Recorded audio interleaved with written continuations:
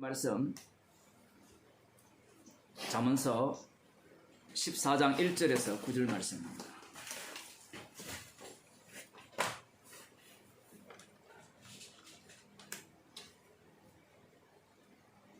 잠언서 14장 1절에서 9절 말씀을 함께 읽도록 하겠습니다. 구약성경 923쪽입니다.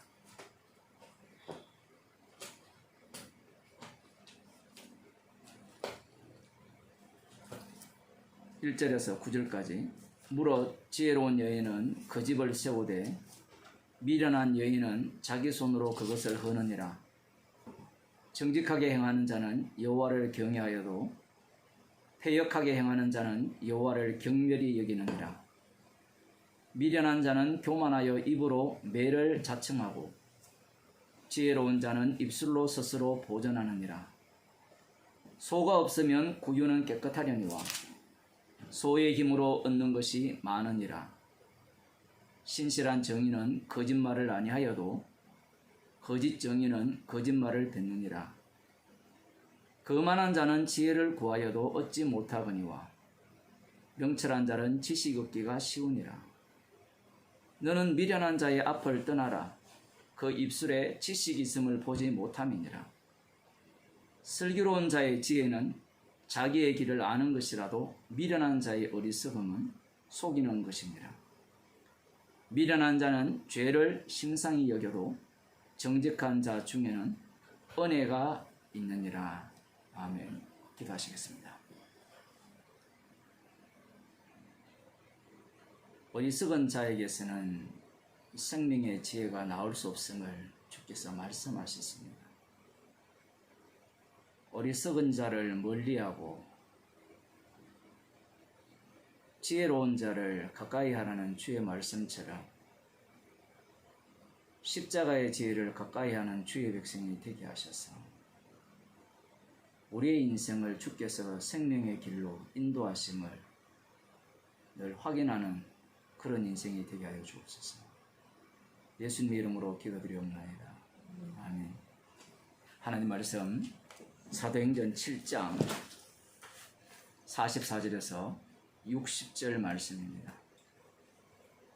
제가 읽어드리도록 하겠습니다. 광야에서 우리 조상들에게 증거의 장막이 있었으니 이것은 모세에게 말씀하시니가 명하사 저가 본 그 식대로 만들게 하신 것이라. 우리 조상들이 그것을 받아 하나님이 저희 앞에서 쫓아내신 이방인의 땅을 점령할 때에 요수아와 함께 가지고 들어가서 다윗 때까지 이르니라.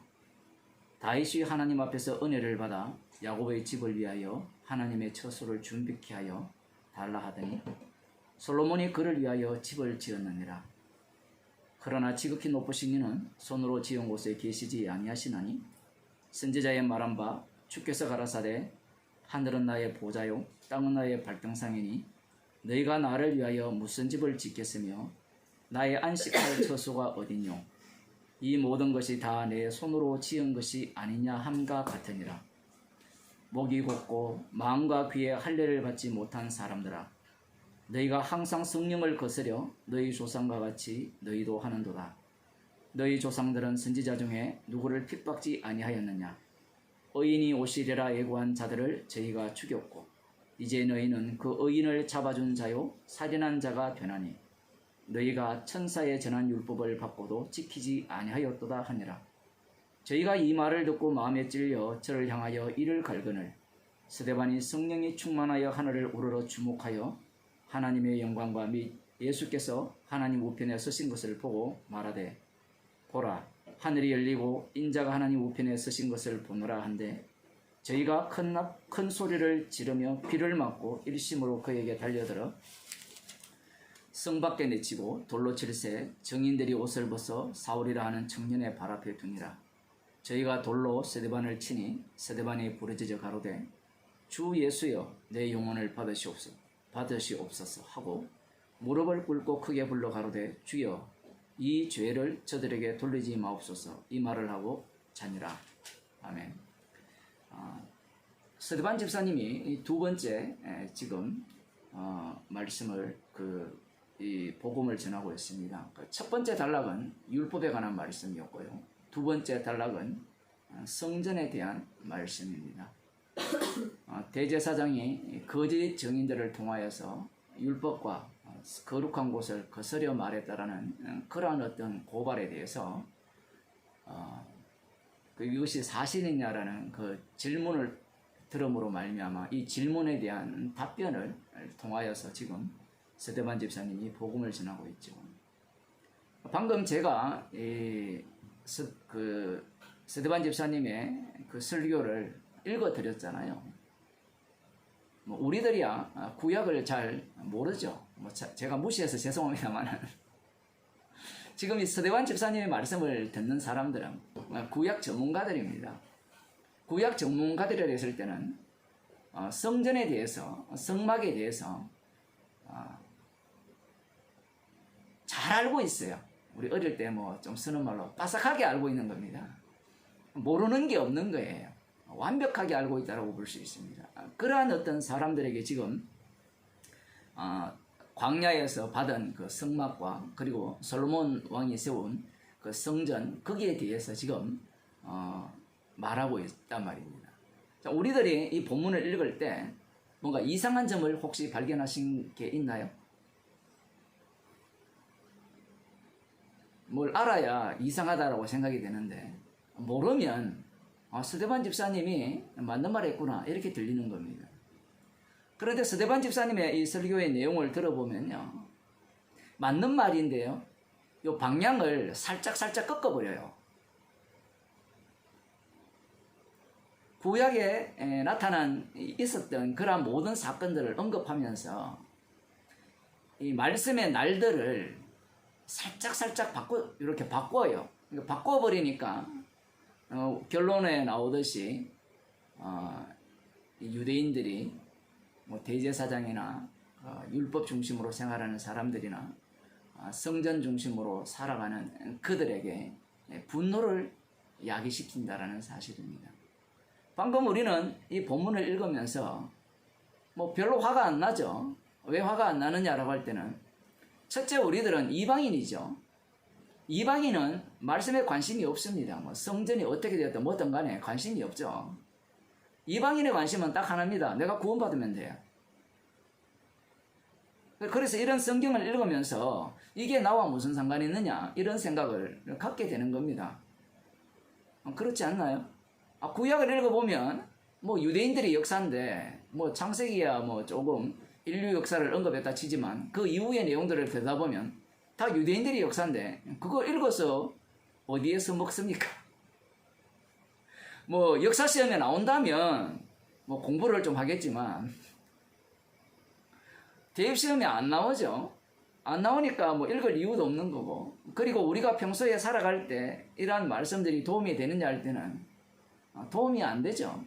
별로 안 되는 것이 아니라 오히려 살아가는 데 있어서 말씀이라는 것이 방해받게 되지 않습니다. 그러나 이 스데반 집사님의 설교를 듣는 사람들에게 이 율법과 선지자의 이 말씀들은 그들을 생명의 길로 인도하는 말씀이죠. 그래서 그들은 말씀에 대해서, 율법에 대해서, 그리고 선지서에 대해서, 선지자들에 대해서 마음을 가다듬고 그 말씀을 대하면서 그 말씀을 결코 멸시하지 않습니다. 멸시하지 않고 무시하지도 않고 그 말씀을 진중하게 대하고 있고, 하나님 앞에서 어떻게 살아야 될지를 그들은 늘 걱정과 근심, 생각을 하면서 살아가는 거예요.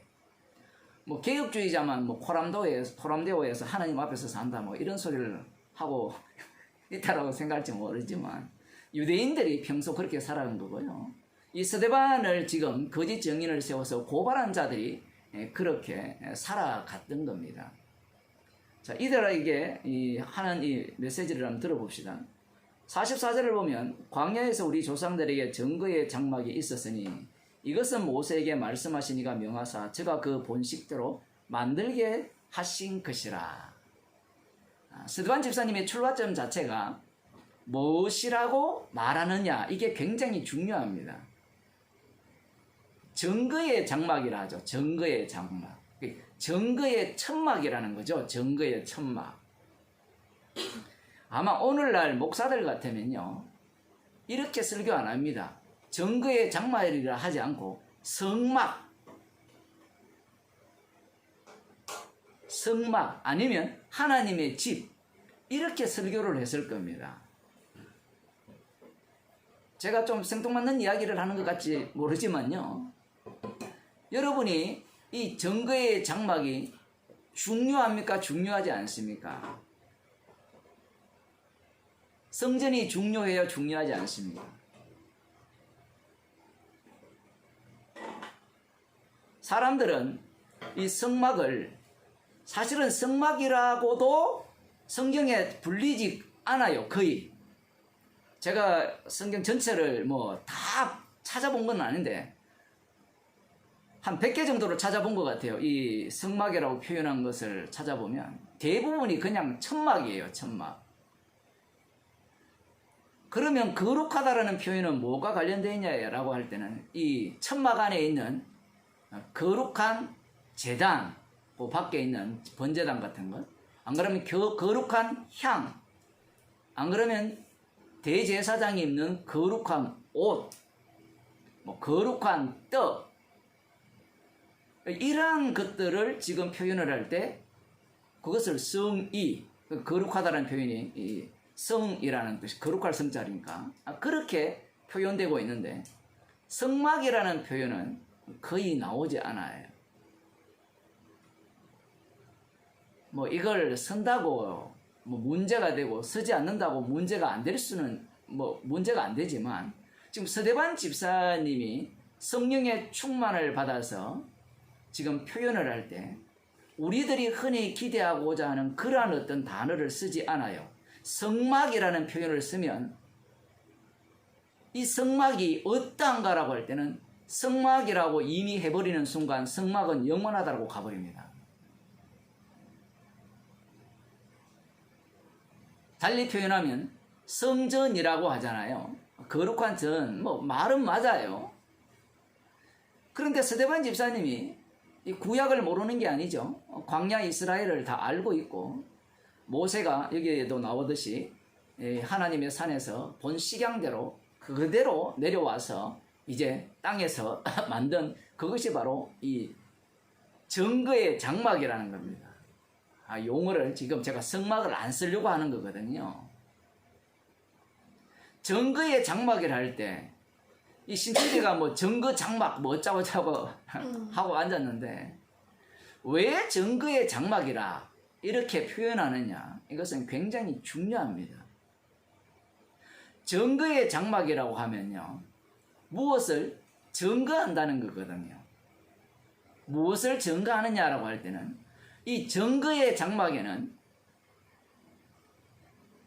증거할 것들이 몇 가지가 들어있어요. 여러분이 잘 아듯이 언약궤를 하나님께서는 다른 말로 뭐라고 표현합니까? 증거궤라고 표현을 하죠. 언약궤를. 사람들은 언약궤를 언약궤라고 표현하는 것을 좋아합니다. 그런데 증거궤라고 표현하면 기분 나빠합니다. 왜냐하면 원래 언약궤는 증거궤예요. 무엇에 대한 증거냐라고 할 때는 우리들이 잘 아시다시피 언약궤 안에는 3개가 들어가 있죠. 3가지 요소가. 그 히브리서 9장입니까? 거기에 나오죠. 그 만나가 든 금 항아리, 아론의 상난 지팡이, 그리고 돌판이 들어있습니다. 2 돌판, 뭐 비석이라 이 표현하는데, 그 돌판은 어떠한 돌판이냐 할 때는 증거판이죠. 증거 돌판. 이 3가지가 들어있는 거예요. 그리고 이 3가지는 모두 다 무엇을 증거하는 증거물입니까? 인간의 죄악, 이스라엘의 죄를 증거하는 증거물이죠. 그 증거물들이 들어있는 그 위를, 그 증거의 위를 뭐라고 하는가 하면 시은좌, 은혜가 내리는데, 은혜가 어떻게 내리느냐라고 할 때는 거기에 1년에 한 차례씩 피가 뿌려져서 이스라엘 백성들의 죄를 용서함으로 말미암아 이 은혜가 내려진다라고 해서 시은좌라고 합니다. 그것을 바로 정거궤라고 하는 겁니다. 그래서 정거장막이라 했을 때는 이 정거라는 말이 어디에서 기원했느냐라고 하면 정거궤와 정거판과 관련되어 있는 겁니다. 정거판에 대해서 잠시 한번 살펴보겠습니다. 출애굽기 31장입니다.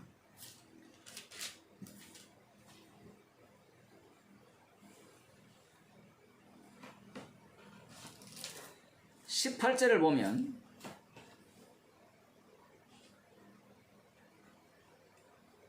여호와께서 시내산 위에서 모세에게 이르시기를 마치신 때에 정거판 둘을 모세에게 주시니 이는 돌판이요 하나님이 친히 쓰신 것이더라. 정말 이 말씀을 읽으면서 제가 이번에 말씀을 준비하면서 깜짝 놀란 게 이 대목입니다.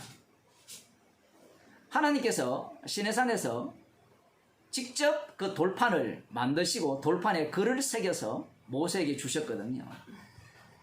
그것을 주셨을 때 이것을 하나님의 율법을 새긴 판, 돌판이라 이렇게 말씀하지 않고 정거판 둘이라 이렇게 말씀하고 계신다는 사실입니다.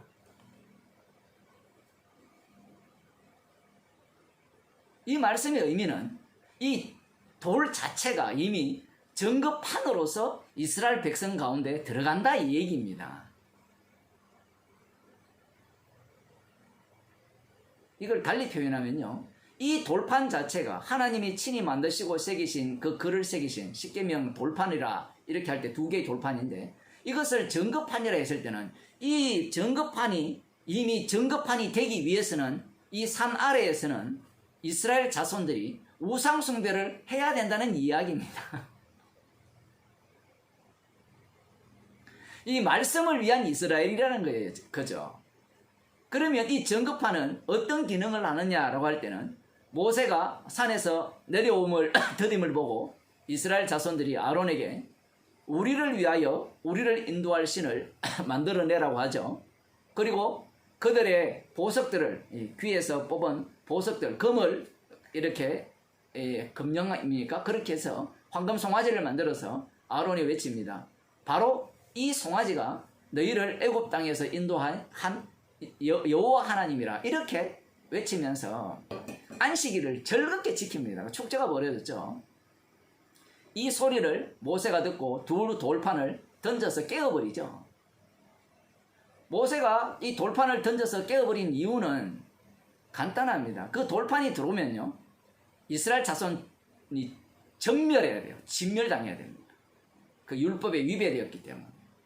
그래서 모세가 그 돌판을 깨어버립니다. 그래서 이게 정거판이라는 거예요. 이 정거판이 더딥혀 만들어지는 게 또 정거판 돌이 돼요. 결국은 깨어진 돌 대신에 출애굽기 34장 1절을 보면 하나님께서 이렇게 말씀하시죠. 여호와께서 모세에게 이르시되 너는 돌판 둘을 처음 것과 같이 깎아 만들라. 네가 깨뜨린 바 처음 판에 있던 말을 내가 그 판에 쓰리니 아침 전에 예비하고 아침에 시내산에 올라와 산꼭대기에서 내게 보이되 아무도 너와 함께 오르지 말며 온 산에 인적을 금하고 양과 소도 산 앞에서 먹지 못하게 하라. 이렇게 말씀을 하셨거든요.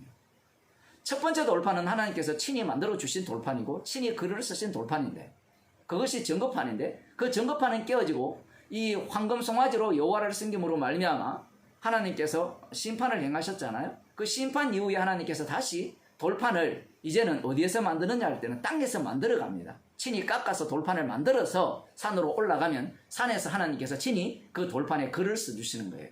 그것이 바로 정거판이 되는 거고 이 정거판 두 돌이 언약궤 속에 들어가는 겁니다. 정거궤 속에. 그래서 정거의 장막이라 했을 때는 어떤 내용을 담고 있냐라 할 때는 인간의 죄와 주님의 용서, 사실은 이 순서가 아니죠. 주님의 용서가 먼저 있고 인간의 죄가 담겨있는 그러한 내용이 정거의 언약궤입니다. 그러한 어떤 차원에서 이 증거의 장막이라고 말하고 있다라고 우리가 봐야 돼요. 이렇게 되면 이 언약궤 자체가, 이 증거궤 자체가, 증거 장막 자체가 누구를 위해서 있느냐라고 할 때는 당연히 하나님께서 말씀을 주신 그 하나님 자신을 위해서 증거의 장막이 있는 것이다 라는 이러한 결론에 도달하게 되는 거예요.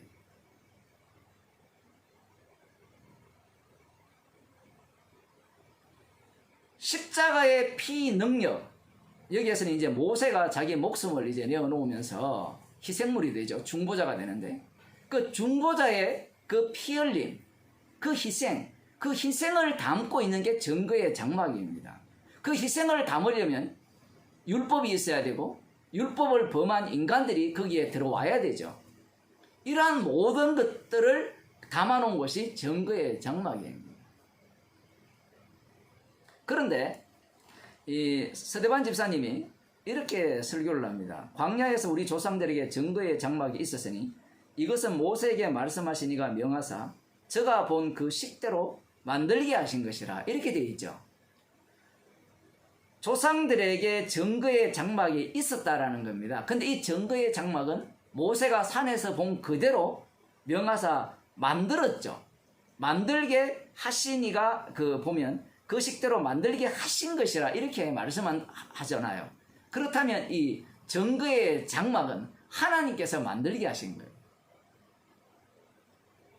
하나님께서 만들게 하셨다는 것은 방금 제가 말씀드린 것 같이 증거의 장막을 위한 이스라엘이라는 이야기입니다. 앞서서 말씀드렸지만 이 증거궤 안에는 이스라엘의 죄를 고정해버리죠. 만나가 들어가 있는 금항아리와 아론의 상단 지팡이와 그 다음 증거판 두 개의 증거판 돌, 이것이 증거궤 안에 들어가서 아예 문을 꽝 닫아버리죠. 그죠?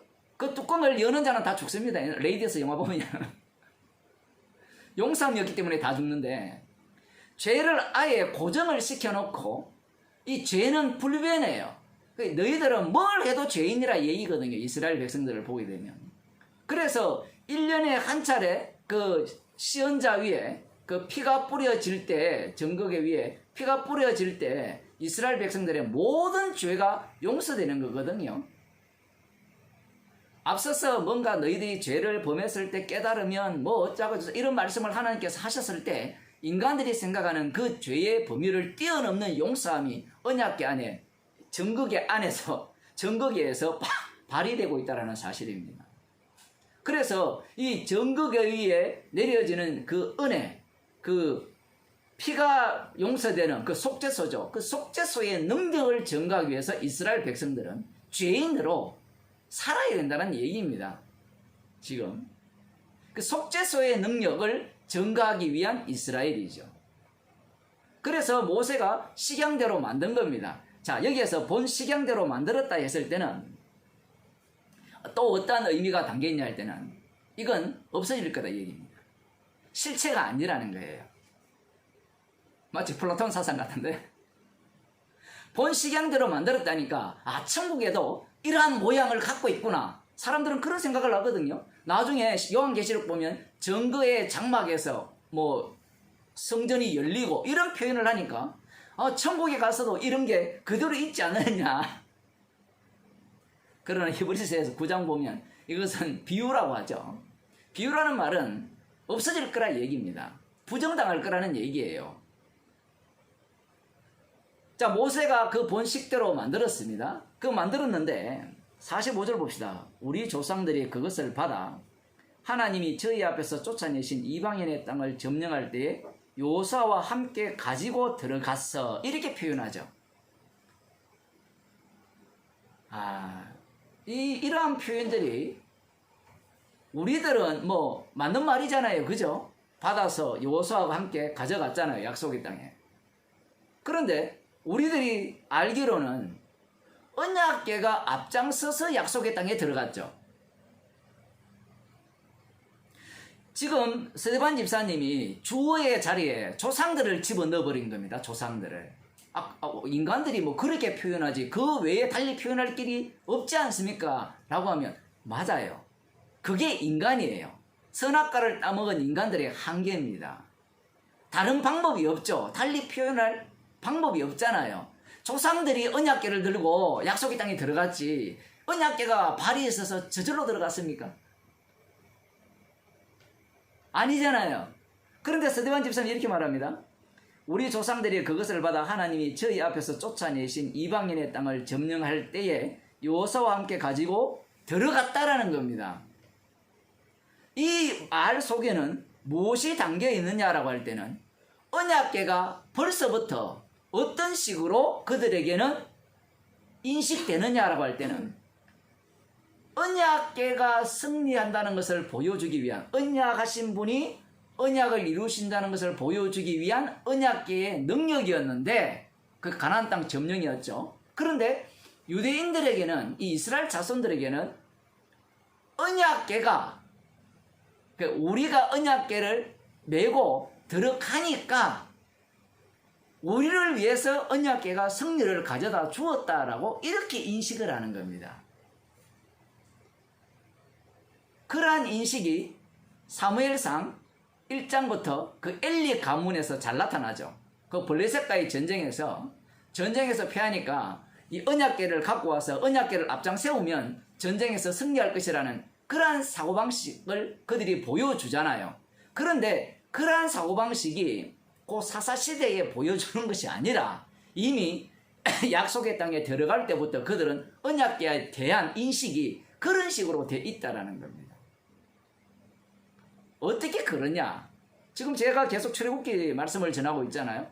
그 출애굽기를 보게 되면 모세가 이스라엘 백성 가운데 보내질 때 이스라엘 백성들이 우리 조상의 이름이 뭐냐라고 묻는다고 하잖아요. 그 이름을 묻는 이유는 내 마음대로 내 아를 위해 있어야 된다는 이런 의미를 갖고 있거든요. 나를 위한 우리 조상의 하나님 여호와여야 된다는 것이 그들의 사고방식입니다. 출발부터 그랬어요. 그래서 출애굽 사건을 보게 되면 첫 출발부터 삐그덕거리죠. 기적과 표적을 보여주지 아니하면 믿지 않으니까 선제적으로 하나님께서 기적을 보여주시고 그래서 믿었는데 바로왕이 자신들을 더 괴롭게 하니까 자신들을 구출하러 온 모세와 아론을 하나님이 심판해달라는 것입니다. 뿐만 아닙니다. 출애굽을 한 이후에도 이 앞에는 홍해가 가로막혀 있고 뒤에는 애굽의 바로의 군대가 쫓아오니까 역시 원망을 하고요. 죽이려고 우리를 인도했느냐? 죽이려고 인도했어요. 이스라엘 자손이 그걸 몰라요. 살리려고 인도했다라고 생각하는 겁니다. 아이 목사님 살리려고 했죠. 어떻게 죽이려고 했습니까? 이미 6월절 어린 양과 함께 다 죽었거든요. 그 죽었다는 것을 어떻게 보여주느냐 할 때는 광야 40년 동안 이스라엘 백성들, 그 출애굽 세대들을 하나님이 친히 자신의 손으로 다 진멸시켜버립니다. 언약을 위한 이스라엘의 자손이지 자신들을 위한 언약이 아니라는 거거든요. 그런데 하나님께서 그렇게 인도하실 때 그들의 마음속에는 무엇이 자리를 잡고 있었냐 할 때는 자신들을 위한 언약이요 자신들을 위한 언약궤라는 겁니다. 그래서 그들이 언약궤를 여기 보면 우리 조상들이 그것을 받아 하나님이 저희 앞에서 쫓아내신 이방인의 땅을 점령할 때에 여호수아와 함께 가지고 들어가서 사실 이렇게 표현하기보다는 언약궤를 앞장 세워서 하나님이 저희 앞에서 쫓아내신 이방인들 가운데 갖고 들어갔다 이렇게 표현을 해야 되는 게 맞는 말이잖아요. 우리 워낙 맞는 말을 많이 들어가지고 그런데 서대환 집사님이 지금 이렇게 표현하는 이유는 지금 너희들 지금 서대환 집사님 설교를 듣는 너희들이나 조상들이나 이들이 이 언약궤에 대해서 어떻게 생각했고 이 성막이 증거의 장막이죠. 증거의 천막에 대해서 어떤 식으로 너희들이 생각을 했느냐. 증거의 천막이라면 우리는 죽어마땅합니다. 이게 나와야 되는데 죽어마땅하다가 나오는 게 아니라 증거의 장막이라고 분명히 민수기에서도 그렇게 말씀을 하셨거든요. 구약에서 이미 증거의 장막이라고 표현을 했습니다. 그렇게 하셨다면 우리는 죽어마땅합니다. 이래 나와야 되는데 증거의 장막만 있으면 우리는 산다라고 생각해버리는 겁니다. 그래서 증거의 장막이라는 단어를 아예 안 써버리는 게 제일 좋죠. 성전, 성막 이렇게 쓰면 우리는 죽어마땅하다가 되는 게 아니라 하나님이 우리와 함께 계신다 이렇게 돼버려요. 여호와의 이름이 이스라엘 백성 가운데 있다는 것은 우리는 죽어마땅하다는 겁니다. 죽어마땅한데 어떻게 우리가 죽지 않느냐를 할 때는 희생제물 때문이죠. 피 때문에 죽지 않는 거거든요. 하나님이 우리 속에 들어버리면 우리는 지옥 가도 마땅하고 저주받아야 된다는 얘기입니다. 죽어마땅하다는 건데 지금 이스라엘 백성들은 이 언약궤 증거의 장막을 증거의 장막이라고 인식하고 있었다면 결단코 이 증거의 장막을 자신들을 위한 장막이라 생각하지 못하겠죠. 그러나 이미 이때부터 약속의 땅 바로 들어가잖아요. 그죠? 이 한 절 안에 그 44절 45절 두 절 안에 어디까지 들어가니까 시내산부터 어디로까지 가요? 약속의 땅까지 바로 진입해버리죠. 출애굽기부터 신명기 여호수아까지 한 묶음으로 너희 조상들이 우리 조상들이 이 증거의 장막에 대해서 어떤 식으로 생각하고 어떤 식으로 그것들을 이렇게 이용했는가 거기에 대한 것들을 고스란히 끄집어내고 있다는 사실입니다. 지금 이것은 우리가 관람할 문제가 아닙니다. 관람할 문제가 아니라 사실 이러한 모습은 이 세상 모든 인간들의 모습이죠. 자, 그러면서 이제 46절부터 이제 이렇게 말씀하죠. 다윗 때까지 이러니라 이렇게 말씀을 합니다. 그러면 다윗 때까지 이 증거의 장막을 너희들은 어떻게 다루었느냐라고 할 때는 앞서서 말씀드린 바와 같이 자기를 위해서 다룬 거예요. 다윗이 하나님 앞에서 은혜를 받아 야곱의 집을 위하여 하나님의 처소를 준비케 하여 달라 하더니 이 표현도 정말 충격적입니다.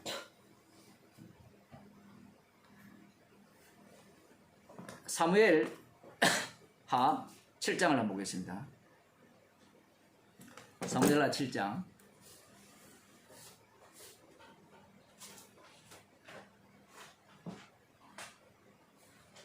구약성경 473쪽인데요. 1절 보면 여호와께서 사방의 모든 대적을 파사 왕으로 궁에 평안히 거하게 하신 때에 왕이 선지자 나단에게 이르되 볼지어다 나는 백향목 궁에 거하거늘 하나님의 궤는 휘장 가운데 있도다. 나단이 왕께 고하되 여호와께서 왕과 함께 계시니 무릇 마음에 있는 바를 행하소서. 그 밤에 여호와의 말씀이 나단에게 임하여 가라사대 가서 내 종 다윗에게 말하기를 여호와의 말씀이 네가 나를 위하여 나의 거할 집을 건축하겠느냐. 내가 이스라엘 자손을 애굽에서 인도하여 내던 날부터 오늘날까지 집에 거하지 아니하고 장막에 회막에 거하며 행하였나니 무릇 이스라엘 자손으로 더불어 행하는 곳에서 내가 내 백성 이스라엘을 먹이라고 명한 이스라엘 어느 지파에게 내가 말하기를 너희가 어찌하여 나를 위하여 백향목 집을 건축하지 아니하였냐고 말하느냐. 그러므로 이제 내 종 다윗에게 이처럼 말하라. 만군의 여호와께서 이처럼 말씀하시기를 내가 너를 목장 곧 양을 따르는 데서 취하여 내 백성 이스라엘의 주권자로 삼고 네가 어디를 가든지 내가 너와 함께 있어 네 모든 대적을 네 앞에서 멸하였은즉 세상에서 존귀한 자의 이름같이 네 이름을 존귀케 만들어주리라. 내가 또 내 백성 이스라엘을 위하여 한 곳을 정하여 저희를 신고 저희로 자기 곳에 거하여 다시 옮기지 않게 하며 악한 이유로 전과 같이 저희를 해하지 못하게 하여 전에 내가 사사를 명하여 내 백성 이스라엘을 다스리던 때와 같지 않게 하고 너를 모든 대적에게서 벗어나 평안케 하리라. 여호와가 또 네게 이르노니 여호와가 너를 위하여 집을 이루고 네 수완이 차서 내 조상들과 함께 잘 때에 내가 네 몸에서 날 자식을 네 뒤에 세워 그 나라를 경고케 하리라. 저는 내 이름을 위하여 집을 건축할 것이요 나는 그 나라 위를 영원히 경고케 하리라. 나는 그 아비가 되고 그는 내 아들이 되리니. 쭉 이렇게 말씀이 나오거든요. 제가 좀 많이 읽었지만 지금 다윗 왕이 이제 약속의 땅을 대부분 다 점령을 했습니다. 그래서 이제 사방의 모든 대적을 이렇게 파하고 난 뒤에 왕궁을 이렇게 아름답게 멋지게 이렇게 건축을 했어요. 그리고 나서 보니까 이 다윗 왕이 양심에 뭐 가책이 있든지 이런 생각이 든 거예요. 나는 지금 백향목 궁에 거하는데 여호와 하나님은 그 천막에 거한다는 거예요. 그 가죽으로 덮인 그 천막. 거기에 거하니까 마음이 좀 그렇잖아요. 그죠? 하나님께 미안한 겁니다. 그래서 내가 여호와를 위하여 이 성전을 짓고 싶다라는 겁니다. 백향목 궁을 하나님을 위해서 백향목으로 지어진 집을 건축하고 싶다라는 마음을 나단 선지자에게 표현하는 거예요. 자, 다윗의 이 마음이 어떻습니까? 괜찮아요? 괜찮지 않아요? 이 목사들이 교회 건축할 때 이런 본문을 이렇게 인용하면 성도들이 다 다윗의 마음과 같이, 나는 강남에 뭐 100평짜리 집에 사는데 예배당은 저기 뭐 허름한 곳에 있으니까 나는 이렇게 좋은 집에 사는데 주님은 허름한 집에 거하시면 되겠습니까? 라고 하면서 헌금을 이렇게 빼내기에 적절한 본문이라고 볼 수 있습니다. 그런데 지금 스데반 집사님은 이 다윗의 이 이야기가 악하다라는 얘기예요. 자, 여기에 보면 다윗이 누구를 위해서 이 하나님의 집을 건축하려고 합니까? 방금 제가 빨리 읽었지만 다윗은 여호와 하나님을 위해서, 자기보다는, 자신은 왕이지만 대리자니까 진짜 하나님은 여호와 하나님이잖아요. 그 진짜 이스라엘의 왕을 위해서 하나님의 집을 건축하고 싶은 거예요. 여기에서 지금 대조되는 게 뭔가 하면 집과 천막입니다. 천막은 천으로 된 거고 이동식이고, 집은 고정되고 값비싸다라는 것이, 화려하다는 것이 다른 점이죠. 그래서 지금 다윗 왕이 하나님의 집을 건축하고 싶어 하죠. 누구를 위해서? 여기 읽어봤는데 다윗 자신을 위해서입니까? 안 그러면 하나님을 위해서입니까? 자신은 지금 백향목 궁에 가는데 하나님께서 천막에 가시니까, 그래서 내가 하나님의 집을 지어드린다고 할 때 그것은 하나님을 위한 것이거든요. 오늘 여기 본문에 보면, 사무엘하 7장에 보면 그렇게 나와 있잖아요. 그런데 이 마음 자체를 스데반 집사님은 어떻게 보느냐라고 할 때는 이렇게 봐요.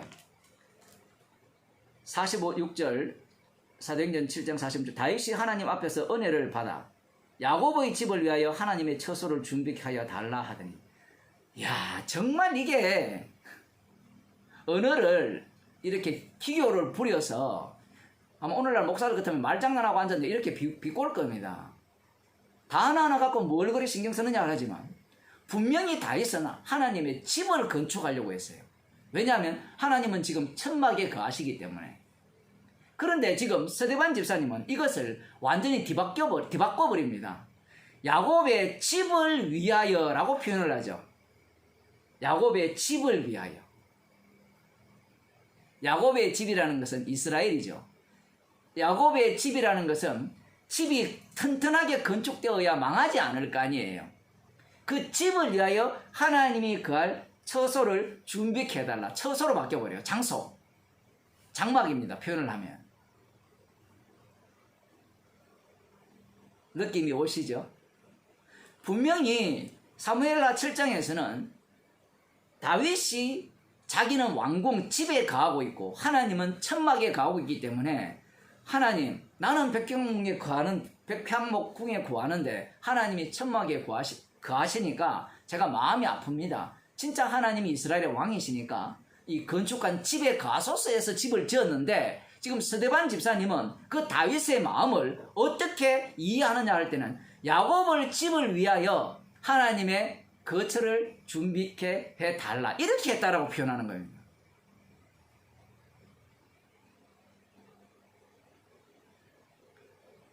영원히 변하지 않아야 되는 것은 야곱의 집이고요. 그 집을 위해서 하나님의 거처가 필요하다는 거예요. 겉으로 보면 아름다운 성전이죠. 그러나 그 성전 자체가 어떤 식으로 이용당했느냐라고 할 때는 야곱의 집을 위해서 천막처럼 대우받아요. 지금 다윗이 볼 때 하나님이 거하시는 천막이 보잘것없다라는 얘기거든요. 근데 실제로 다윗이 하나님을 위해서 이 집을 짓겠다는 이 마음 자체를 오히려 하나님의 집을 보잘것없는 것으로 자기들을 위해서 필요한 그 우상과 똑같은 겁니다. 그런 식으로 그 하나님이 거하실 장소를 만들었다는 얘기예요. 지금 스데반 집사님의 설교가. 아마 이렇게 이야기하면 뭐 좀 성경 공부한다는 사람은, 성경 연구한다는 사람은 왜 스데반 집사가 말이야 이 사무엘하 7장에 나오는 이 말씀대로 그대로 이야기하지 않고 왜 이렇게 자기 마음대로 이렇게 해석하느냐. 성령 충만받은 스데반 집사님입니다. 이 구약이기 때문에 아직까지 그러한 내막들이 드러나지 않았죠. 그러한 것들이 깔려 있습니다. 깔려 있다는 증거가 이스라엘 백성들이 이 솔로몬 성전을 나중에 어떻게 만들어 버립니까? 그곳에 각양 우상들을 새겨넣고 그 아하스 왕이 그 다메섹에 가서 아수르 왕이 섬기는 그러한 어떤 큰 제단들을 성전 앞에 원래 하나님이 만들라고 하신 그 제단들은 북쪽으로 밀어버리고 뭐 그러한 식으로 이 예루살렘 그 성전 자체를 우상 숭배 장소로 만들어 버렸어요. 사람들은 그곳이 하나님의 전이다, 여호와의 전이다, 여호와의 전이다 이렇게 외치지만 그 말 자체가 여호와의 전이라고 외치지만 그 여호와의 전 자체가 우상 숭배의 전당이 된 거죠. 그것을 딱 보게 되면 결국은 이 다윗이 하나님 앞에서 여호와를 위해서 제가 이 집을 건축하겠다는 이 마음 자체가 어떠한 마음이냐라고 할 때는 결국은 야곱의 집을 위한 마음이었다라는 거예요.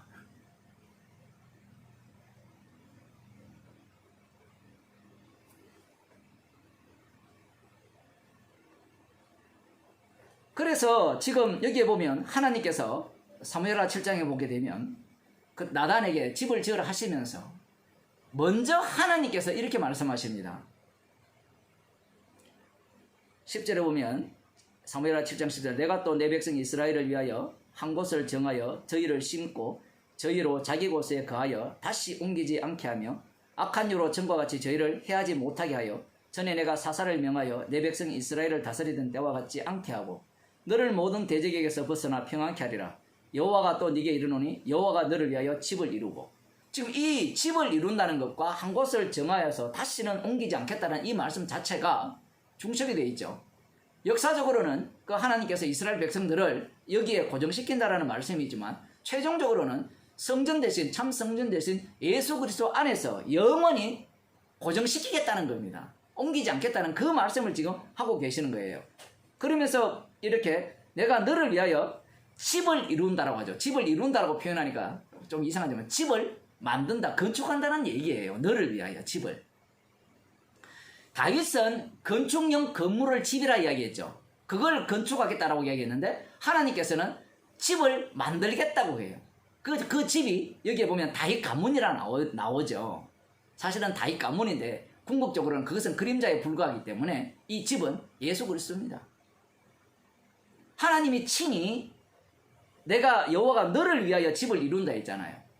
참 집, 참 성전 대신 예수님이 이 땅에 오셔서 참 성전을 만드시겠다는 이런 말씀이에요. 그게 그 요한복음 2장에 나오죠. 너희가 이 성전을 내가 사흘 만에 일으키겠다. 건축하겠다. 이런 얘기죠. 같은 단어를 갖고 하나님께서는 집을 만드시겠다라는 표현을 쓰시고 이 다윗 쪽에는 집을 건축하겠다라는 표현을 쓰는 겁니다. 그래서 원래 그 집은 원래 성막은 하나님이 만드실 이 집을 위하여서 어떻게 돼야 되죠? 부정당해야 되는 겁니다. 그러면 하나님께서 왜 이러한 이 부정당할 것을 주셨냐라고 할 때는 그것은 이 이스라엘 자체가 어떠한 마음이냐, 인간 자체가 어떠한 마음이냐 할 때는 하나님이 주신 모든 것들은 뭘로 바꿔치기 하는 거면 우상숭배로 바꿔치기를 해요. 그 우상숭배의 그 최종판이 오늘 스데반 집사님의 설교, 예수님의 죽으심과 관련되어 있죠. 그들은 이 성전 중심으로 얼마나 신앙생활을 열심히 하는지 모릅니다. 언제 말입니까? 과거에는 자기들 조상 때는 성전을 우상숭배 장소로 만들었고 그곳을 이 여호와 하나님 외에 다른 신들도 이렇게 집어넣어서 엉망으로 만들었지만 이 예수님 당시에 스데반 집사님 당시에 그 성전은 우상숭배 장소가 아니죠. 오직 여호와 하나님만 경배하는 장소입니다. 오직 그곳에만 제대로 된 제사와 제물을 드리는 곳이죠. 그래서 지금 그렇게 살아가는 그들이 누구를 죽여버립니까? 예수님을 십자가에 못 박아 죽여버리죠. 그러면서 참 성전이 만들어지는 거죠. 참 성전이 세워지고요. 자신들이 하나님이 본 식양대로 만들었고 하나님이 다윗에게 명하여서 솔로몬에 의해서 건축된 그 성전 중심으로 지금 예배를 드리고 있는 그들이 참 성전을 죽여버리는 겁니다. 그 죽임당한 분이 다시 살아나셔서 참 성전이 되시죠. 그것을 지금 이 스데반 집사님이 말씀하고 계신 거예요. 그러니 다윗의 이 오해를 하나님이 그대로 받아들여 주셨습니다. 그래서 집을 지으라 하는 겁니다. 그래서 네 몸에서 날짜가 집을 지을 건데 그것이 솔로몬이 성전을 건축하잖아요. 그런데 네 몸에서 날짜가 누굽니까? 다윗의 자손으로 오신 예수 그리스도께서 이 집을 짓는다는 것을 이 다윗의 그 악마적 요청이죠. 악마적 요청에 의해서 하나님께서 장차 될 일을 이 다윗에게 집을 건축하라고 하시면서 네 자손이 네 몸에서 날짜, 그건 하나님의 아들이죠. 내 아들이라 한다 했으니까 그 아들이 나를 위해서 집을 건축할 것이다 라고 말씀하신 거예요. 이렇게 말씀하면요, 우리들이야 이 하나님의 아들이 예수님이고 이 예수님이 하나님의 집을 건축하는 예수님의 몸 자체가 성전이 되심을 알고 있지만 이 유대인들은 이 말씀 자체를 보게 되면 누구나 알듯이 솔로몬이잖아요. 솔로몬이 집을 건축한다는 것은 누구나 잘 알고 있고 그 솔로몬이 하나님의 아들로 불려진다는 것도 다 알고 있으니까 거기에 머물러 버리는 겁니다. 그래서 솔로몬 왕이 세운 이 성전의 연속성상에서 포로 이후에 다시 만들어진 그 성전, 그 성전에서 다시 어디로 이어집니까? 헤롯 성전까지 이어졌죠. 헤롯 성전이 아직까지도 지어지고 있고 어마어마한 규모로 아름답게 지어지고 있거든요. 그러한 성전이 영원할 것이라는 그러한 기대를 갖고 있는 겁니다. 조금 더 봅시다. 47절 솔로몬이 그를 위하여 집을 지었느니라. 이 본문도 상당히 어려운 본문입니다. 솔로몬이 그를 위하여 집을 지었다 하면 그가 누구냐? 이 성경에 사본들이 꽤 있어요. 그런 거 몰라도 되는데 어떤 사본에서는 그 앞에 뭐를 집어넣는가 하면 하나님을 집어넣어서 하나님을 위하여 집을 지었다 이렇게 표현을 해요. 그렇게 표현하고 싶어 하죠. 근데 사실은 그렇게 표현하는 자체가 유대교 발상입니다. 유대교적 발상. 지금 스데반 집사님이 이 성전을 부정적으로 보고 있잖아요. 긍정적으로 보는 게 아니에요. 많은 사람들이 이걸 지금 긍정적으로 보려고 하거든요. 그러나 부정적입니다, 지금. 그래서 솔로몬이 누구를 위해 집을 지었냐 할 때 다윗을 위해 집을 지었다는 겁니다. 하나님의 집을. 아까 분명히 말씀했죠. 46절에 다윗이 야곱의 집을 위하여 하나님의 처소를 예비하게 해달라고 요청을 했고 야곱의 집을 위한 거죠. 그 야곱의 집의 중심이 누가 서 있느냐 할 때는 다윗이 서 있는 거예요. 그래서 솔로몬이 다윗을 위해 집을 지었다는 겁니다.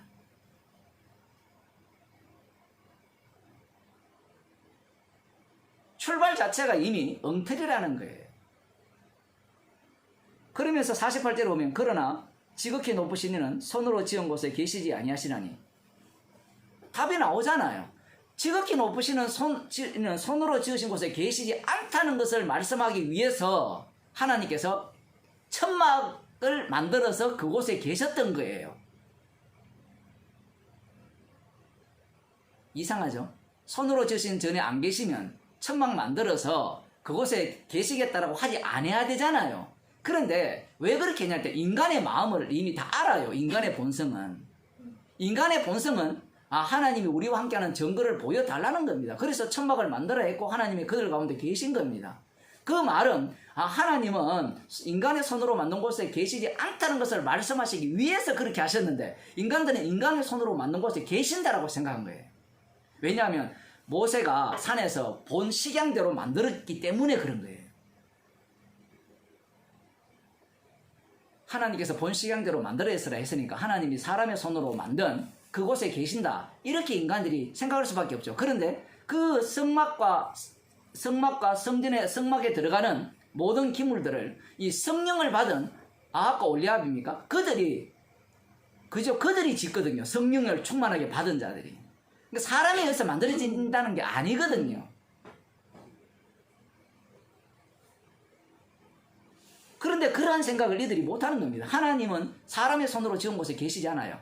아마 이렇게 이야기하면 그러면 손들고 하나님이 그러면 왜 모세에게 그 장막을 만들라고 했습니까? 지금 그 말씀을 하시는 거예요. 손으로 만든 곳에 계시지 않다는 걸 말씀하는 겁니다. 근데 인간이 어느 누가 그렇게 받아들이겠습니까? 이미 구원받는데 미쳐있는데.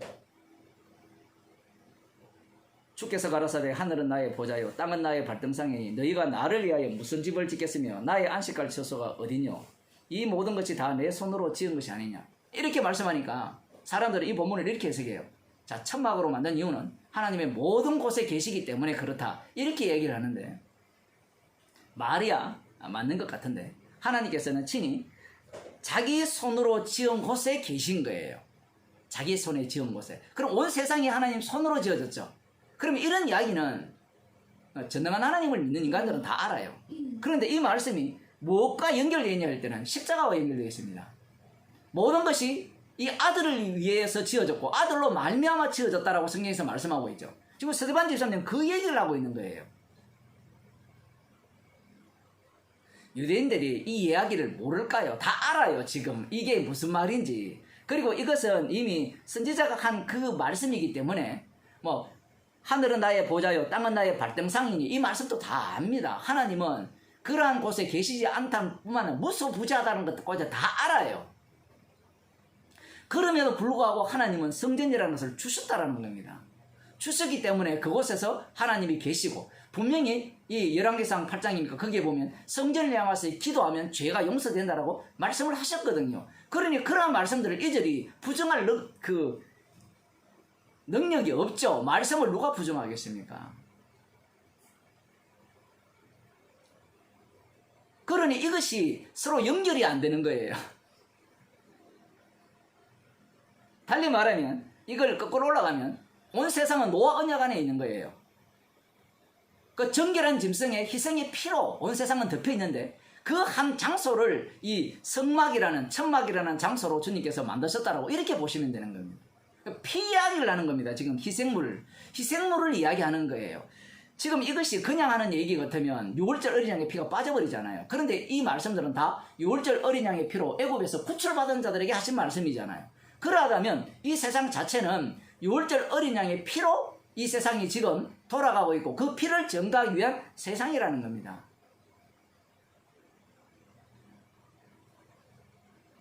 그래서 하나님의 손으로 지은 그곳에 하나님이 계신 거예요. 하나님이 손으로 짓는다 했죠. 분명히 아까 사무엘하 7장에 보면 하나님이 친히 집을 만든다고 했잖아요. 하나님이 손으로 지은 집이 어디입니까? 바로 예수 그리스도입니다. 예수님이 하나님이 손으로 친히 지으신 하나님의 집이에요. 지금 그것을 스데반 집사님이 소개하고 있는 겁니다. 물론 상대들은 무슨 말인지 하나도 못 알아들어요.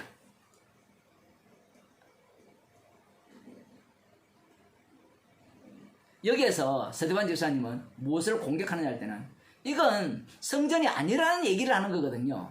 이미 이들이 앞서서 예수님에 대한 이야기를 했잖아요. 예수님이 참 성전이다라는 이야기가 이미 이들 속에는 깔려 있는 겁니다. 왜냐하면 예수를 그렇게 죽였거든요. 동시에 거짓 정인들도 그렇게 지금 얘기를 하고 있고요. 그러니 예수님은 너희가 이 성전을 넣으라 내가 살 동안 일으키겠다라는 참 성전 되신 분이 그분이라는 겁니다. 그분이 뭐라고? 하나님의 손으로 지은 하나님의 집이라는 거예요. 그것을 위해서 너희들을 만들었다는 겁니다. 이게 로마시적으로 표현하면 하나님께서 율법을 주신 것은 모든 사람을 죄 아래 가두어 두게 하려 합니다. 그래서 긍휼을 베풀 자에게 긍휼을 베풀려 하십니다. 강팍해 할 자를 강팍해 하시는 그러한 주대심을 드러내기 위한 세상. 그것을 지금 증거하고 있는 거예요. 그런데 유대인들은 이 설교를 듣는 자들은 이 성전이 누구를 위해 있어요? 자기를 위해서 있는 거예요. 나를 위해서 있고 유대교를 위해서 있는 거예요. 이스라엘 자손들을 위해서 있다라고 이들은 생각하는 겁니다. 그러한 자들에게 이렇게 말하죠. 목이 곧고 마음과 귀에 할례를 받지 못한 사람들아 너희가 항상 성령을 거스려 너희 조상과 같이 너희도 하는도다. 이 말 한마디에 인간들은 완전히 머리가 돌아버립니다. 왜냐하면 지금 이 한마디를 들어보면 목이 곧고 마음과 귀에 할례를 받지 못한 사람들이라고 했죠. 지금 스데반 집사님을 고소하는 자들. 그런데 그들 속에 누구를 또 집어넣는가 하면 너희 조상들을 집어넣어버려요. 항상 성령을 거스린 너희 조상들이라 이렇게 얘기합니다. 지금 다윗을 봤죠. 솔로몬을 봤죠. 지금 다윗과 솔로몬을 스데반 집사님은 어떻게 보고 있어요? 부정적으로 보고 있죠. 목이 곱고 망각이 할례를 받지 못한 자로 보는 겁니다. 아브라함 있잖아요. 믿음의 조상. 아브라함도 목이 곱고 망각이 할례를 받지 못한 자예요. 그러면 그가 어떻게 믿음의 조상이 되었느냐? 주님의 언약 때문입니다. 주께서 긍휼히 여겨 주시기 때문이에요. 피 때문입니다. 피. 그것을 이들은 읽지를 못하는 거죠. 그러니 구약의 인물들을 보면 부정적인 자들도 있고 긍정적인 자들이 있는데 지금 스데반 집사님은 구약 전체를 뭘로 봐버립니까? 부정적으로 봐버리죠. 일전에 우리 목사님이 제가 이런 식으로 성경을 보니까 아니 성경에 믿음 있는 사람들도 있고 긍정적인 사람이 있는데 어떻게 다 부정적으로 보나 이렇게 질문하신 그게 떠오르는데 목사님은 그런 것이 아니라 대부분 사람들이 그런 생각을 갖고 있어요. 성경에는 긍정적이 있고 부정적이 있는데 왜 당신은 세상을 부정적으로 보느냐? 성령 충만받은 스데반 집사님이 보는 안목을 보세요. 지금 이들은 적어도 다윗 같은 조상이 있고 아브라함 같은 조상이 있잖아요. 그러하다면 그들은 성령을 거스르는 게 아니잖아요. 그런데 스데반 집사님은 항상 성령을 거스려서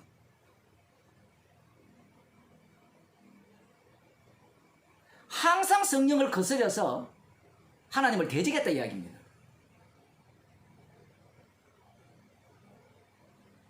지금 이렇게 이야기되면 너희들이 지금 성전에서 열심히 제사 드리고 있고 열심히 안식일을 지키고 1일에 2번 금식하고 소득의 11조를 하는 이 모든 일들이 성령을 거스린다는 거예요. 말씀대로 사는 게 성령을 거스린다는 말이 됩니까? 여러분들이 구약의 율법을 한번 읽어보세요. 정독을 한번 해보세요. 율법서를 읽어보면 율법대로 살아야 하나님께서 기뻐하시는 사람이 되잖아요. 그런데 그렇게 사는 것이 성령을 거스린다는 겁니다. 과거 조상들이 성전에서 우상 숭배한 것은 성령을 거스린 것은 맞아요. 그런데 자신들까지도 성령을 거스렸다는 거예요. 1회에 2번 금식하고 소득의 11조라는 자신들조차도 성령을 거스렸다는 겁니다. 이걸 달리 표현하면 의인은 없나니 하나도 없다는 거예요. 이러한 안목이 어떻게 생기겠습니까? 성령을 받지 아니하면 불가능하죠. 뭘 해도 죄라는 말이 제 설교할 때도 많이 했지만 이것은 성령이 오셔야 되죠. 성령이 오시게 되면 십자가를 우리 눈앞에 두게 하십니다. 그러면 십자가 앞에서 우리는 십자가의 증인이기 때문에 십자가 앞에서 우리는 뭘 해도 죄가 된다는 거예요. 이게 지금 이 스데반 집사님의 안목이에요. 아브라함조차도 죄인이라는 겁니다. 왜? 십자가를 증거하기 때문에. 다윗조차도 부정적으로 틀어버리잖아요. 그리고 이렇게 이야기하면 스데반 집사님이 잘못 해석했다. 그것은 엉터리 해석이다. 또 이렇게 주장하는 인간들이 있거든요. 성경을 계시로 안 받는 자들이고 성령 충만을 못 받은 자들이죠. 구약을 제대로 해석하려면 성령 충만 받은 자들이 어떤 식으로 보느냐. 달리 말하면 예수님이 성령 충만 받아서 구약을 어떻게 보느냐. 그러한 안목으로 구약을 봐야 되는 겁니다. 그렇게 본다면 사무엘하 7장에 나오는 그 내용들은 이 스데반 집사님의 설교에 맞추어서 봐야 되는 거예요. 결국은 성전을 건축하겠다는 목적은 이스라엘 집을 위한 거예요. 달리 말하면 나를 위한 겁니다. 자기를 위한 거죠. 지금 스데반 집사님의 설교를 듣는 자들이 율법을 지키고 성전에서 열심히 제사를 드리고 그렇게 하는 목적이 뭐냐? 나를 위한 거예요. 그 나를 위한 것이 바로 우상숭배라는 겁니다. 그럼 어떻게 해서 우상숭배에서 벗어날 수 있느냐? 못 벗어나요. 지금 스데반 집사님이 이 비법을 알려주는 게 아니에요. 죄를 고발하죠. 고발할 때 성령께서 함께 하시면 이 책망이 이 주께서 긍휼히 여긴 백성, 선택받은 백성에게 다가가게 됩니다. 다가가게 되면 십자가 앞에서 죄인이 되겠죠. 그러나 성령께서 함께 하시지 않으면요, 마음만 불쾌할 뿐이에요. 십자가 앞으로 절대로 나가지 않습니다. 뒤에 본문에 나오듯이 죽여버립니다. 그냥. 분노가 일어나죠. 지금 우리는 이 스데반 집사님의 설교를 들으면서 별로 기분이 나쁘지 않죠. 뒤에 좀 더 봅시다. 너희 조상들은 선지자 중에 누구를 핍박지 아니하였느냐. 의인이 오시리라 예고한 자들을 저희가 죽였고 이제 너희는 그 의인을 잡아준 자요 살인한 자가 되리니. 너희 조상들은 선지자들을 핍박하지 않은 적이 없다라는 거예요. 의인이죠. 예수님이 오시리라고 예고한 자를 다 죽여버렸다는 겁니다.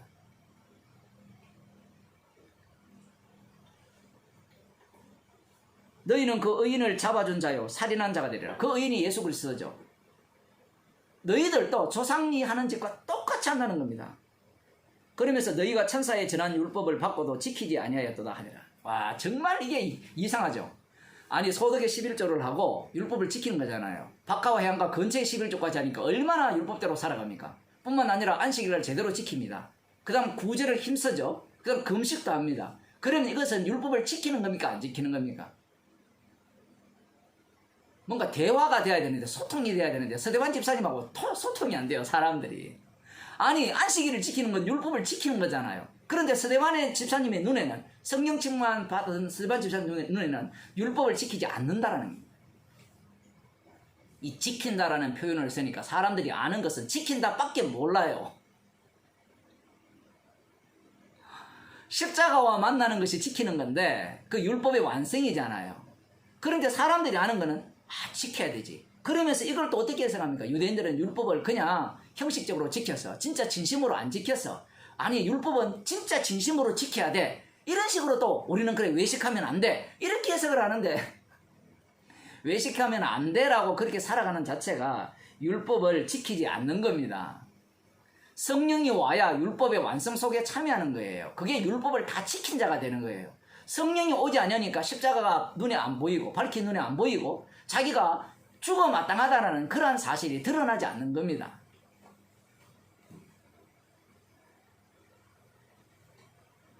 그러니 이 서대반 집사님의 설교와 이 율법과 성전에 대한 이 해석이 얼마나 엉터리냐는 겁니다. 오늘 제가 하고 싶은 얘기 이 얘기예요. 십자가 복음이요, 이 율법과 성전, 그 구약의 그 말씀에 비춰보면 완전히 엉터리예요. 우리들이야 그게 엉터리가 아니라고 이렇게 받아들이고 있지만 이성이 있고 합리적 사고가 있는 사람들이 구약을 해석해 나가면요, 이 서대반 집사님의 설교는 엉터리입니다. 사무엘하 7장만 보더라도 다윗이 어떻게 야곱의 집을 위하여 하나님의 처소를 예비하겠답니까? 천막과 집이 바꿔치기 돼야 되잖아요. 하나님이 집이 견고해야 되고 자기들의 그 장소는 천막으로 바꿔치기 되어 있는 게 사실은 그 사무엘하 7장 이야기잖아요. 그런데 서대반 집사님이 이걸 완전히 뒤바꿔버린 거죠. 십자가를 위한 다윗왕이기 때문에 그렇습니다. 결국 54절, 저희가 이 말을 듣고 마음에 찔려 저를 향하여 이를 갈거늘. 마음에 찔렸다고 하니까 뭐 양심에 가책이 된다? 가책이 되는 게 아니라 기분이 나쁘다는 얘기입니다. 우리가 언제 억울합니까? 나는 옳은 이야기를 했는데, 나는 바른 말을 했는데 저쪽에서 당신 엉터리야라고 할 때 억울하잖아요. 기분 나쁘고 화가 나고 그러한 심정이라고 보면 돼요. 율법대로 살아가고 있고 성전에서 제대로 제사를 드리고 있는 자신들을 향해서 율법을 지키지 않았다, 한 번도 율법을 안 지켰다, 이렇게 이야기를 하니까 얼마나 기분 나쁘겠습니까? 쉽게 말하면 이런 거예요. 지금 복음을 늘 듣고 있는 우리들, 뭐 매일 유튜브 들어와서 듣고 있는 우리들을 향해서 이렇게 말씀하죠. 너희들은 율법을 지키지 않는 자다. 은혜를 모르는 자다. 그러면 정말 성령을 받은 자라면 아멘 할 건데, 난 복음을 알아. 뭐가 기분 나빠요, 그게? 죄인임을 알기 때문에 나는 그 복음을 몰라, 십자가를 몰라 하는 소리를 안 들어야 됩니까? 그거와 똑같은 거예요. 이 말씀이라는 것이요, 겹겹이 사여져 있어서 여기에서 보면 유대인들, 예수님 당시에 유대인들에게만 해당되지만 이게 지금 또 오늘날 우리에게 말씀하신다는 것은 우리도 똑같은 마음을 품고 있다는 얘기예요. 야, 우리는 이제 복음을 제대로 해석하고 성경을 제대로 해석해서, 그러니까 우리들은 하나님 앞에 훌륭한 사람이고 하나님 보시기에 구원받을 자격이 있어, 이런 식으로 사람들이 생각을 할 수밖에 없는 겁니다. 그러니 사도행전을 읽을 때 그냥 재미있게 읽고 있죠. 재미있게. 능력이 있으면 그 능력이 나에게도 임하기를 소원하고 기도할 뿐입니다. 마음에 찔리죠? 기분 나쁩니다. 왜? 내가 뭐가 잘못됐느냐? 나 복음을 아는데 내가 왜 나쁘냐? 이렇게 생각을 하는 거예요. 나 이미 복음 알고 천국 가기 합당한 인간인데 왜 날마다 책망을 들어야 돼? 왜 날마다 죽어야 돼? 그런데 서대반 집사님이 정말 이제 참지 못한 말을 해버립니다. 성령이 충만하여 하늘을 우러러 주목하여 하나님의 영광과 및 예수께서 하나님 우편에 서신 것을 보고 이 장면을 보면 우리들은 이런 생각을 할 수 있죠. 스데반 집사님 혼자 보지 말고 다 보여주면 그들이 회개할 거 아니냐 이렇게 생각하는데 봐도 회개 안 합니다. 사람들이 예수님을 다 봤잖아요. 직접 말씀을 들었습니다. 뭐 그 당시에 아람어가 되었던 코인의 헬라어가 되었던 그들이 뭐 문법을 몰라서 예수님의 말씀을 못 알아들었습니까? 예? 그 뭐 분해를 못 해가지고 그들이 예수님의 말씀을 못 알아들었어요? 다 그렇게 봤죠. 들었죠. 그런데 그들의 목이 곱고 마음의 귀에 할례를 받지 못했기 때문에 예수님을 알아보지 못한 겁니다. 마찬가지예요. 스데반 집사님이 보는 것들을 이들이 본다고 해서 회개할 인간들이 아닙니다. 마귀가 회개하는 거 봤습니까? 마귀가 하나님 앞에서 심부름하면서 회개하는 거 봤어요? 회개할 능력이 마귀에게 없습니다. 그러면서 이렇게 합니다. 보라, 하늘이 열리고 인자가 하나님 우편에 서신 것을 보노라. 더 이상 참을 수가 없어요. 이게 미친놈이잖아요. 자기들 눈에는 아무것도 안 보이는데 인자가 누구예요? 십자가에 못 박혀 죽으신 예수님이잖아요. 그분이 하나님 우편에 서신 것을 본다. 하나님 우편에 서시다는 것은 그분이 심판주라는 거예요. 심판주를 내가 보고 있다니까 이들이 가만히 있지 않죠. 일심으로 그에게 달려들어 귀를 막습니다. 듣기 싫다는 거예요. 복음 전하면 꼭 그런 태도를 취하거든요. 듣기 싫다 그만해라. 많이 먹었다 아니야. 이제 짜증난다 그만하라는 거예요. 복음 이야기 그만하고 십자가 이야기 그만하고 어떻게 살아야 될지 이 세상에서 어떤 지혜를 갖고 우리가 삶을 살아야 될지 그러한 것들을 알려달라. 그리고 날마다 새로운 지식을 알려달라. 그런 것들을 사람들이 요구하거든요. 길을 막고 달려들어서 돌로 쳐 죽여버립니다. 거기에 증인이 사울이라는 사람이 있는 겁니다. 성령을 충만하게 받게 되면 이 세상을 보는 안목, 말씀을 보는 그 시각이 십자가 중심으로 다 바뀌어버립니다. 사람 자체가 없어요. 이 세상 자체를 어떻게 보느냐 할 때는 십자가 지신 분과 죄인밖에 안 보이는 겁니다. 그 속에서 긍휼의 여김을 받은 자가 있고 긍휼의 여김을 받지 못한 자로 갈라지는 거예요. 여기에서는 참으로 절대적으로 갈라지죠. 앞부분에서는 믿는 자들이 발생했지만 스데반 집사님의 설교에서는 한 사람도 구원을 얻지 못했습니다. 놀랍게도 성령에 충만하여서 하늘에 계신 인자가 하나님 우편에 서신 것을 본다고 했음에도 불구하고 이들은 하나도 회개하지 않아요.